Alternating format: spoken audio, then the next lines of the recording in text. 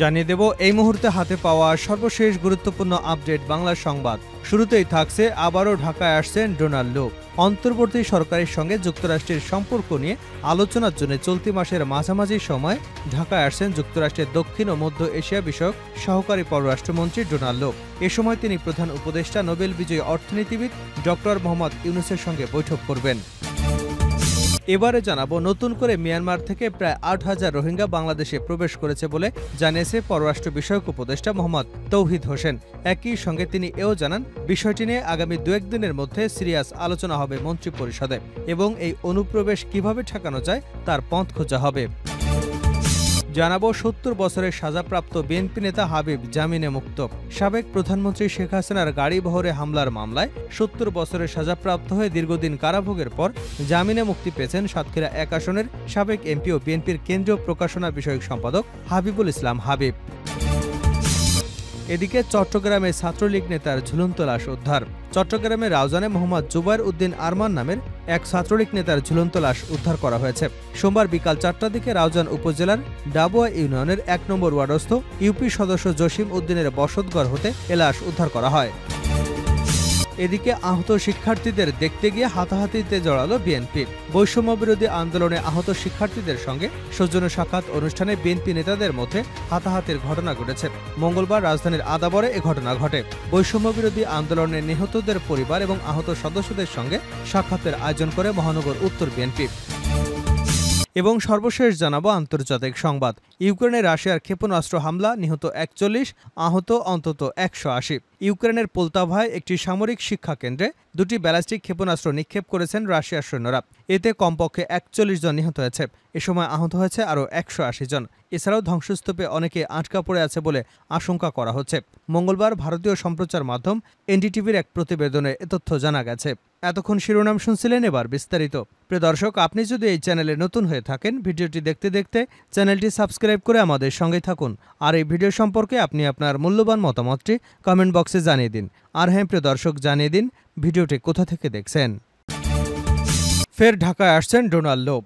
অন্তর্বর্তী সরকারের সঙ্গে যুক্তরাষ্ট্রের সম্পর্ক নিয়ে আলোচনার জন্য চলতি মাসের মাঝামাঝি সময় ঢাকায় আসছেন যুক্তরাষ্ট্রের দক্ষিণ ও মধ্য এশিয়া বিষয়ক সহকারী পররাষ্ট্রমন্ত্রী ডোনাল্ড ট্রাম্প। এ সময় প্রধান উপদেষ্টা নোবেল বিজয়ী অর্থনীতিবিদ ডক্টর মোহাম্মদ ইউনূসের সঙ্গে বৈঠক করবেন। কূটনৈতিক সূত্রে এসব তথ্য জানা গেছে। কূটনৈতিক সূত্র জানায়, অন্তর্বর্তী সরকারের সঙ্গে ভবিষ্যৎ কর্মপন্থা নির্ধারণের জন্য আলোচনা করতে চায় যুক্তরাষ্ট্র।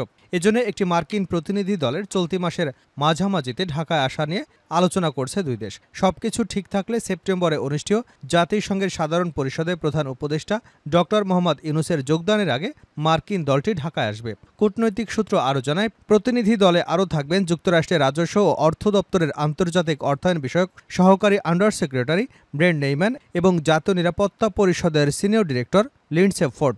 এছাড়া এই প্রতিনিধি দলে থাকবেন যুক্তরাষ্ট্রের দক্ষিণ ও মধ্য এশিয়া বিষয়ক সহকারী পররাষ্ট্রমন্ত্রী ডোনাল্ড ট্রাম্প। এর আগে গত ১৪ মে একটি প্রতিনিধি দলের সঙ্গে ঢাকায় সফর করেছিলেন ডোনাল্ড ট্রাম্প। নতুন করে ঢুকে পড়েছে ৮,০০০ রোহিঙ্গা, ঠেকানোর পথ খুঁজছে সরকার। নতুন করে মিয়ানমার থেকে ৮,০০০ রোহিঙ্গা বাংলাদেশে প্রবেশ করেছে বলে জানিয়েছেন পররাষ্ট্র বিষয়ক উপদেষ্টা মোহাম্মদ তৌহিদ হোসেন। একই সঙ্গে তিনি এও জানান, বিষয়টি নিয়ে আগামী ২-৩ দিনের মধ্যে সিরিয়াস আলোচনা হবে মন্ত্রিপরিষদে এবং এই অনুপ্রবেশ কিভাবে ঠেকানো যায় তার পথ খোঁজা হবে।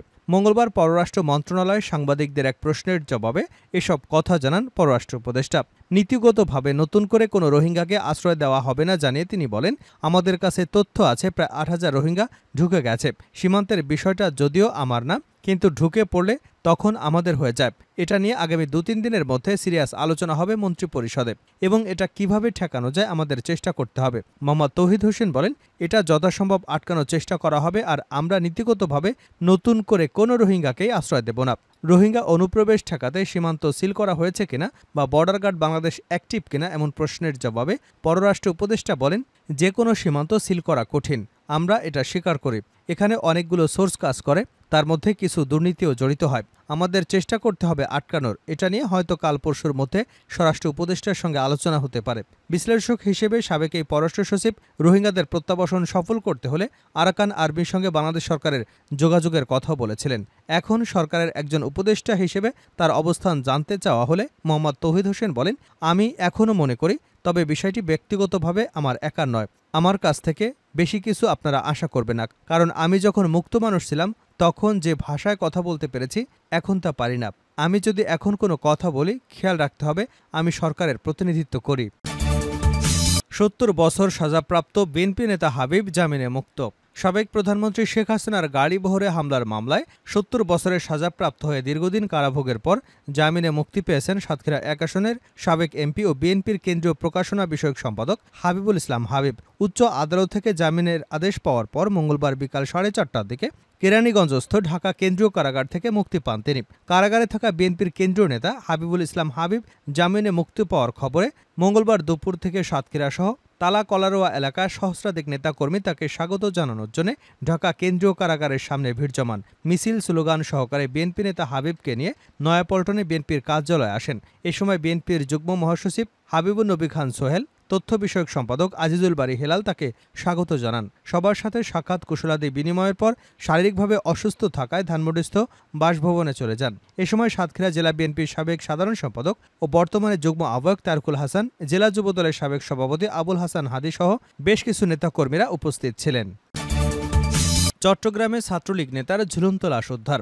চট্টগ্রামের রাউজানে মোহাম্মদ জুবায়ের উদ্দিন আরমান নামের এক ছাত্রলীগ নেতার ঝুলন্ত লাশ উদ্ধার করেছেন স্থানীয়রা। সোমবার বিকাল ৪টার দিকে রাউজান উপজেলার ডাবুয়া ইউনিয়নের ১ নম্বর ওয়ার্ডস্থ ইউপি সদস্য জসিম উদ্দিনের বসতঘর থেকে এ লাশ উদ্ধার করা হয়েছে। নিহত আরমান ওই ওয়ার্ডেরই ইউপি সদস্য জসিম উদ্দিনের ছেলে এবং ডাবুয়া ইউনিয়ন ছাত্রলীগের সহসভাপতি ছিলেন। স্থানীয় সূত্র মতে ইউপি সদস্য জসিম উদ্দিনের সঙ্গে ছেলের ঝগড়া হয়। এর জের ধরে বাবার সঙ্গে অভিমান করে আরমান তার বসতঘরে গামছায় ঝুলে আত্মহত্যা করে। এ প্রসঙ্গে ইউপি সদস্য জসিম উদ্দিন বলেন, আমি আমার ব্যবসা প্রতিষ্ঠানে গিয়েছিলাম। ছেলে কী কারণে আত্মহত্যা করেছে আমি জানি না।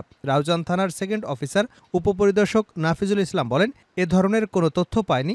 আমি চট্টগ্রামে আছি, খবর নিয়ে পরে জানাতে পারবো। প্রসঙ্গত ২০২২ সালের ১৬ই মার্চ বিষপানে আত্মহত্যা করেছিলেন আরমানের বোন আরিন সুলতানা নিপা। এর কয়েক বছর পূর্বে তার মাও আত্মহত্যা করেছিলেন। আহত শিক্ষার্থীদের দেখতে গিয়ে হাতাহাতিতে জড়ালো বিএনপি নেতারা। বৈষম্য বিরোধী আন্দোলনে আহত শিক্ষার্থীদের সঙ্গে সৌজন্য সাক্ষাৎ অনুষ্ঠানে বিএনপি নেতাদের মধ্যে হাতাহাতির ঘটনা ঘটেছে। মঙ্গলবার রাজধানীর আদাবরে এ ঘটনা ঘটে। বৈষম্য বিরোধী আন্দোলনে নিহতদের পরিবার এবং আহত সদস্যদের সঙ্গে সাক্ষাতের আয়োজন করে মহানগর উত্তর বিএনপি। আজ বিকাল ৩টায় মোহাম্মদপুরের সূচনা কমিউনিটি সেন্টারে শুরু হয় অনুষ্ঠান। মোহাম্মদপুরের আদাবর সহ আশপাশের ওয়ার্ড বিএনপি নেতাকর্মীরাও ছোট ছোট মিছিল নিয়ে এসে জড়ো হন। অনুষ্ঠানের প্রধান অতিথি হিসেবে উপস্থিত ছিলেন মহানগর উত্তর বিএনপির আহ্বায়ক সাইফুল আলম নীরব। অনুষ্ঠানের এক পর্যায়ে নেতাকর্মীদের মধ্যে শুরু হয় হাতাহাতি, ধাক্কাধাক্কি। থামাতে না পেরে পরে এক পর্যায়ে অনুষ্ঠান সমাপ্ত ঘোষণা করেন আয়োজকরা। ইউক্রেনে রাশিয়ার ক্ষেপণাস্ত্র হামলা, নিহত ৪১, আহত ১৮০। ইউক্রেনের পোলতাভায় একটি সামরিক শিক্ষা কেন্দ্রে ২টি ব্যালিস্টিক ক্ষেপণাস্ত্র নিক্ষেপ করেছেন রাশিয়ান সৈন্যরা। এতে কমপক্ষে ৪১ জন নিহত হয়েছে। এ সময় আহত হয়েছে আরও ১৮০ জন। এছাড়াও ধ্বংসস্তূপে অনেকে আটকা পড়েছেন বলে আশঙ্কা করা হচ্ছে। মঙ্গলবার ভারতীয় সম্প্রচার মাধ্যম এনডিটিভির এক প্রতিবেদনে এ তথ্য জানা গেছে। ইউক্রেনের প্রতিরক্ষা মন্ত্রণালয়ের বরাত দিয়ে প্রতিবেদনে বলা হয়েছে, ২টি রুশ ব্যালিস্টিক ক্ষেপণাস্ত্র একটি হাসপাতাল এবং একটি শিক্ষা প্রতিষ্ঠানে আঘাত হানে। এতে কমপক্ষে ৪১ জন নিহত এবং ১৮০ জন আহত হয়েছেন। এই ঘটনায় একটি ভিডিও বার্তায় ইউক্রেনের প্রেসিডেন্ট জেলেনস্কি জানান, আমি পোলতাভাতে রাশিয়ান হামলার প্রাথমিক প্রতিবেদন পেয়েছি। ওই হামলায় রাশিয়ার ২টি ব্যালিস্টিক ক্ষেপণাস্ত্র আঘাত এনেছে। তারা একটি শিক্ষা প্রতিষ্ঠানে এবং একটি হাসপাতাল লক্ষ্য করে এ হামলা চালিয়েছে।